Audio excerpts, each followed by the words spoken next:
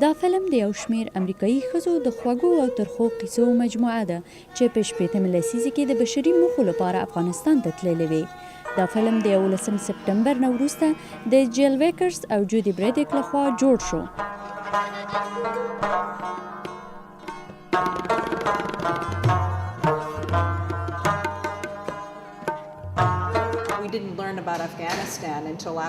موږ د افغانستان او اسامه بن لادن په هکله تر 11 سپتمبر پورې معلومات نه درلودل او له همدې امله د افغانستان په اړه ډیر غلط معلومات خپریدل. څنګه امریکایي میرمنو وکړای شول په داسې یو هیواد کې کار وکړي چې دوی اصلا په دې اړه هیڅ ډول معلومات نه درلودل. دغه په تاریخ خبرې نه وي. همدغه ټکي د افغانستان په اړه د دې فلم بنسټ ګرځي چې د دې میرمنو کیسې د یو فلم په لړ کې پیلېږي.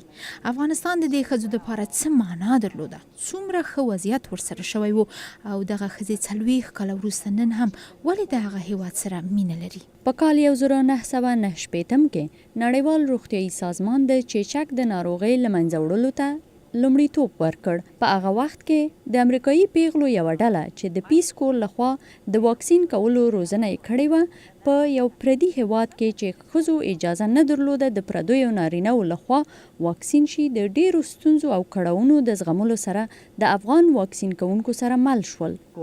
یوه خاطره چې په ما یې ډیر ژور اثر وکړ، یو هلک زموږ د هوټل مخې ته لوڅې پښې ولاړو او په مځکه سپینه واوره پرته وه او د هلک ګوتې له یخه شنې شوې وې. ما په لارو کې هغو خلک ولیدل چې مخونه یې چیچک داسې بد شکله کړی و چې ما بل هیڅ ځای نه ولیدلی. دا امریکایي میرمنې د چیچک د مرض نه د افغانانو د ژغورنې دپاره پیاده په کچرو او په جیب کې کلی په کلی او کور په کور تللی دي. شپې به د کورنیو سره تیرولې او هر رنګه خواړه چې به کوربه درلود ورسره به یې خوړل. دا سفر دومره غیر عادي و لکه یو ماشوم چې نوی تولد شي. موږ باید هر څه نوی زده کړی وی. د تشناب تګ مو زده کړی وی. ډوډۍ مو په لاسونو خوړل زده کړل. زموږ لپاره هر شی نوی و.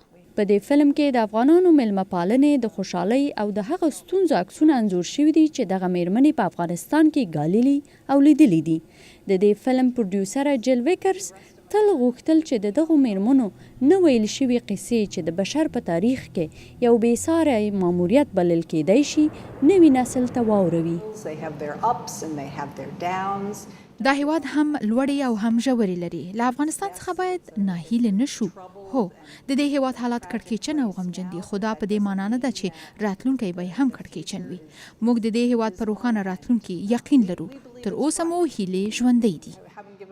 نن چې د نفرت پیغام په چټکۍ او تر هر وخت ډیر خپریږي، په دې فلم کې راټولې شوې قصې چې د یو بل د درک کولو قصې دي، د لیدونکو په زړونو کې هیلې ژوندۍ کوي. ما غوښتل چې افغان اوسم. د بیرته راتګ نه وروسته مې تر 1 کال پورې پرتوګ اغوستو او خلکو به ویل چې په دې ښځه څه شوي دي، خو ما نه غوښتل چې خپلې لوڅې پښې ښکاره کړم. د دې مستند فلم کارکونکي تر اوسه پورې $12,000 په راټولولو بریالي شوي دي چې هغو خیریه مؤسسو ته یې ورکړي چې امریکا ته افغان محصلین د زده کړو لپاره راولي.